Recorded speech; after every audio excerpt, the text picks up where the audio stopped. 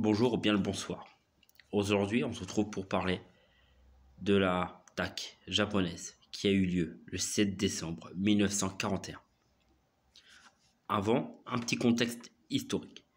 Le Japon est dirigé par un gouvernement militaire et s'est lancé à la conquête de la Chine en 1937. Le président américain de l'époque, Franklin Roosevelt, ne cache pas son soutien aux Britanniques en lutte contre le Troisième Reich, mais s'inquiète tout de même de l'impérialisme japonais. Il décrète ainsi, le 26 juillet 1940, un embargo sur le pétrole destiné au Japon.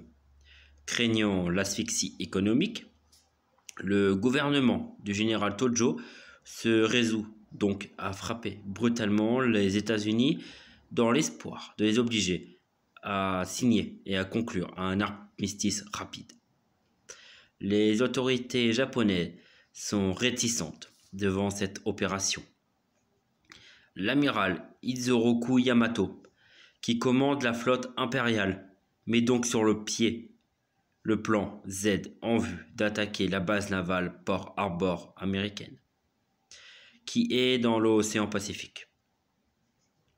Elle se trouve sur la côte sud de l'île Oahu, dans l'archipel d'Hawaï à 15 km à l'ouest d'Honolulu et à 3500 km de Los Angeles et à 6500 km de Tokyo. Elle se trouve sur la route de d'autres bases américaines, on peut également citer Midway, mais il y en a d'autres. La base de Pearl Harbor s'étend autour d'une rade peu profonde. L'entrée se fait par un channel très étroit de 400 mètres de large. La plupart des navires de guerre sont à l'intérieur de la rade et à l'est et au nord de l'île. Les bâtiments de guerre sont amarrés deux par souci d'économie et par manquement de place, et se trouvent à 5500 km des côtes japonaises. Le jour venu, la flotte japonaise se compose de 6 porte-avions, 423 avions et 27 sous-marins, et s'approche à 500 km de l'archipel sans être repéré par les radars américains. Le code de déclenchement de l'attaque est Tora, Tora, Tora, tigre en japonais. À 7h40, une première vague d'assaut d'avions pique vers les navires rangés dans la rade. Une deuxième vague frappe la base à 9h45. En 2 heures, les Japonais détruisent ou endommagent 8 cuirassiers ainsi que 3 croiseurs, 3 destroyers et 4 navires auxiliaires. Certains officiers pressèrent l'amiral Ngumo de lancer une 3e attaque afin d'anéantir les dépôts de carburant et les infrastructures de Pearl Harbor. Cependant, Ngumo décida de renoncer à une 3e attaque pour plusieurs raisons. En premier lieu, les défenses anti-aériennes eurent plus de succès au cours de la seconde vague. L'effet de surprise avait disparu et une 3e vague risquait d'accroître les pertes japonaises. Ensuite, la préparation d'une 3e attaque aurait pris beaucoup trop de temps, laissant aux Américains la possibilité d'attaquer les forces de Ngumo, qui sont situées à moins de 400 km de l'île de Oahu. L'armada pouvait rapidement être localisée et prise en chasse par les sous-marins américains.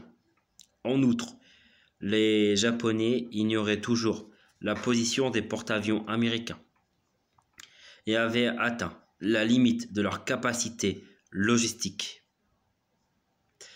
Rester plus longtemps augmentait le risque de manquer de carburant. Ainsi, la 2e vague avait atteint l'objectif initial de la mission, à savoir neutraliser la flotte américaine du Pacifique. Il était temps de partir, d'autant plus que le Japon avait d'autres objectifs stratégiques dans le sud-ouest asiatique. Bilan et conséquences du côté américain. Pour l'USS Army, 218 morts pour 364 blessés. USS Navy, 2008 morts et 710 blessés. USS Marine Corps, 109 morts pour 69 blessés. Civils, 68 morts et 35 blessés par les bombes ou les éclats tombés dans les zones civiles jusqu'à Honolulu. L'USS Nevada fut endommagé par une torpille et un incendie. Il fut la cible de nombreuses bombes japonaises lorsqu'il s'est mis en route pour éviter la submersion dans le Channel et finit par toucher le fond de la rade par l'avant. L'USS California fut touché par 2 bombes et 2 torpilles. L'équipage reçut l'ordre d'évacuer le navire. L'USS Utah est constitué une cible facile et fut touché 2 fois par des torpilles. L'USS Oklahoma fut frappé par 5 torpilles. L'USS Maryland fut atteint par 2 obus de marine. L'USS Pennsylvania fut touché par une bombe au cours de la 2e vague d'attaque, alors qu'il était en cale sèche. L'USS West Virginia fut touché par 7 torpilles, la dernière eut par conséquence de détacher le gouvernail et 2 bombes de 800 kg. L'USS Tennessee fut touché par 2 bombes défectueuses, occasionnant seulement des dommages légers. Le croiseur léger USS Helena fut torpillé et le choc provoqua le chavironnement du mouilleur 2000 USS Ogallala situé à côté. 2 destroyers en cale sèche furent détruits lorsque des bombes touchèrent leur réservoir de carburant. L'incendie se propagea à d'autres navires. Le croiseur léger USS Raleigh fut touché par une torpille. Le croiseur léger USS Honolulu fut endommagé. Le destroyer USS Cassin chavira et le destroyer USS Downs fut sérieusement endommagé. Le bateau de réparation USS Vestal, rangé bord à bord avec l'Arizona alors en feu à ce moment-là, fut gagné par les flammes qui ravageaient ce dernier et finit par sombrer à son tour. Le navire ravitailleur USS Curtis fut également endommagé. La quasi-totalité des 188 avions stationnés à Hawaï fut détruite ou endommagée. Lorsque les Japonais arrivèrent au-dessus des aérodromes américains, la population de l'île d'Oahu constituait ainsi des cibles idéales. Les attaques sur les casernes tuent des pilotes et d'autres membres du personnel.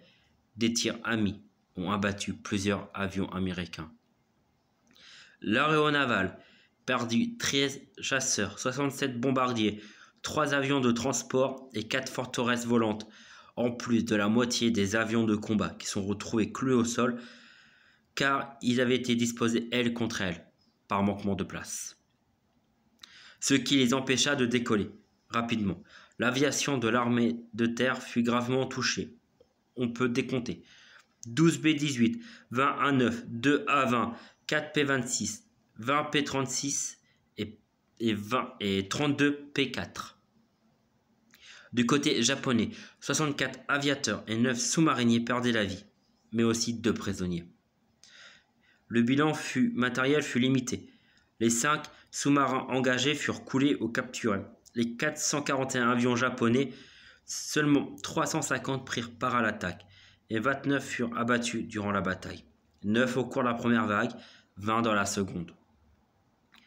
74 furent touchés par les défenses anti-aériennes et l'artillerie au sol. Peu après, les Japonais perdirent également un 30e appareil quand le 0 du second maître Munonga Nomura s'écrasa en manquant son appontage sur le Shiryu au retour d'une mission de reconnaissance. Le lendemain, le 8 décembre 1941, le président Roosevelt déclare « Hier, 7 décembre 1941, une date qui restera à jamais marquée dans l'histoire. Comme un jour d'infamie, les États-Unis d'Amérique ont été attaqués délibérément par les forces navales et aériennes de l'Empire du Japon. Les États-Unis étaient en paix avec le Japon et étaient même à la demande de ce pays en pourparlers avec son gouvernement et son empereur sur les conditions du maintien de paix dans le Pacifique. Qui plus est, 1 heure après les armées nippones eurent commencé à bombarder Oahu, un représentant de l'ambassade du Japon aux États-Unis a fait au secrétariat d'État une réponse officielle à un récent message américain. Cette réponse semblait prouver la poursuite des négociations diplomatiques. Elle se contenait ni de menaces ni de déclarations de guerre. J'ai demandé que le Congrès déclare, depuis l'attaque perpétrée par le Japon le dimanche 7 décembre, l'état de guerre contre le Japon. Cela va entraîner la guerre du Pacifique et la chute de l'impérialisme japonais. Mais ceci est une autre histoire.